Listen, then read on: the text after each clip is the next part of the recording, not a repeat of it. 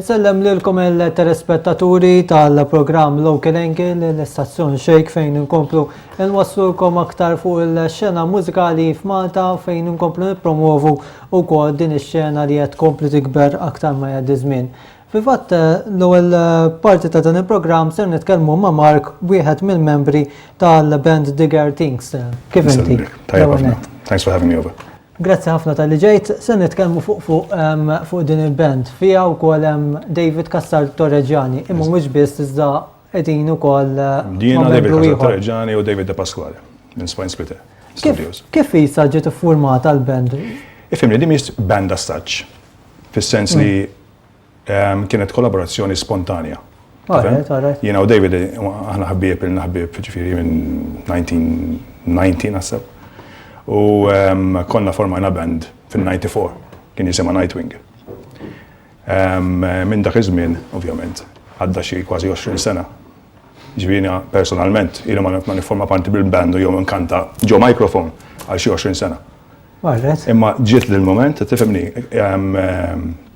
jekk tara daqsxejn il-content tagħha d-diska, there's a social element to it, a very strong social element to it, a consciousness around what's going on in the world at the moment on a number of levels. Fil-fatt, it's not just about the music, it's very much about the message. U hemm ħafna punti li nqajmu fiha d-diska u anke kif nippreżentaw ruħna li aħna jiena u David personalment pereżempju naqblu ħafna fuq ċertu affarijiet soċjali bil-gwerra li hemm għaddejjin, is-sitwazzjoni fuq ħafna livelli bażikament li hemm bżonn li nieqfu u nagħtu daqsxejn attenzjoni x'qed isir u x'qed jiġri fid-dinja. Mhux għax if there's bad going on, there's no good going on, as I believe that everything happens together. But there's a consciousness that's expanding, and this is what we're kind of coming out with, you know. So it was a very spontaneous collaboration with, you know, David ilna żmien irridu nagħmlu diska flimkien, ngħidu xi darba forsi nagħmlu oħra, tifhem? U insertat David, he's the composer of the song. He composed the music, and it was presented to me. Cut a long story short, it all came together. So. Fil-fatt l-isem tad-diska, l-isem tal-band ukoll, DiggerThings. Fil-fatt għamilniha hekk, speċifikament għax peress ma kienx l-intenzjoni tagħna li nifformaw band u nagħmlu album u ndoqqu stages u affarijiet hekk. It was a collaboration with a strong social element to it in terms of the message that we're bringing, and that's what it is. So DiggerThings is who we are, and DiggerThings is actually the name of the track. They come together. It's actually a collaboration that's a closed picture in itself. It doesn't have to have anything added to it, but if it does further develop, then great. Kien hemm ħafna żviluppi minn 90 sal-lum il-ġurnata fix-xena mużikali f'Malta. U le, fix-xena mużikali f'Malta hemm ħafna, qed jiġri David biss huwa attiv ħafna fix-xena. The rock scene, even the metal scene. More the rock scene than the metal scene. I'm more iktar jiena. I'm more drawn to metal myself. David is more drawn to rock, and he has touched on the metal side of things, but when we come together, somehow metal is what appears.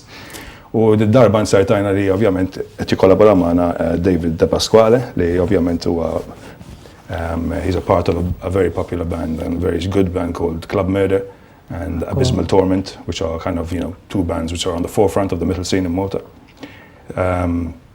So I'm active in terms of my associating myself with the metal scene, the metal crowd. I attend a lot of concerts, you know. I love music, obviously, left, right and center.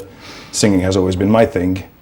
And I'm really happy that with the way it turned out, and even the way kind of, you know, there's a sense of urgency behind the song, a sense of urgency in the message. And we're all very pleased and actually quite overwhelmed in the way it turned out, you know, because it was literally a happening. Music video, sempliċi ħafna kif għamiltuh, x'kien ħsieb wara dan il-music video u kif irnexxielkom tieħdu l-idea li tagħmlu dan it-tip ta' music video? Il-video għamlu David De Pasquale, Spine Splitter Studios, ġifieri għamel il-production tad-diska u għamel ukoll il-video stess, ġifieri fideh kienet il-video u vera, you know, I think it really came out, you know, in a way which is discreet. You know, because you get a few shadows, you get a few, you know, but I think it's very powerful. I think it really delivered the song in a way which... Naħseb toqgħod tisma' l-lirika tad-diska l-messaġġ minn hawn minn hemm qed jasal għand in-nies. Li qed jasal, kellna l-opportunità, kellna coverage ma' Love in Malta a few weeks ago, which was a very good coverage, got very good feedback from it. U daħlu fid-dettall ta' dak li qed nippruvaw nesprimu.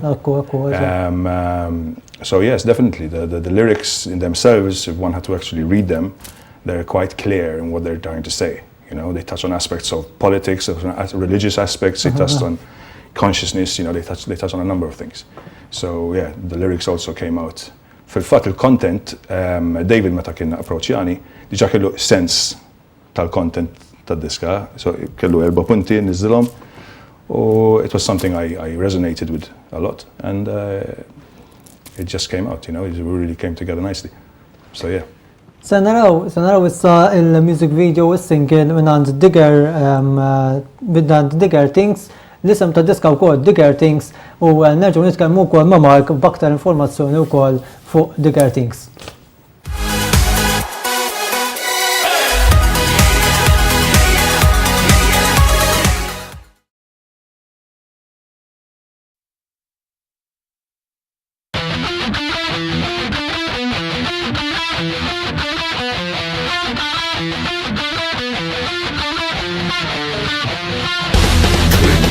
Dying embers of your mind, raped by the fervent sands of time, enthroned in dust as humankind.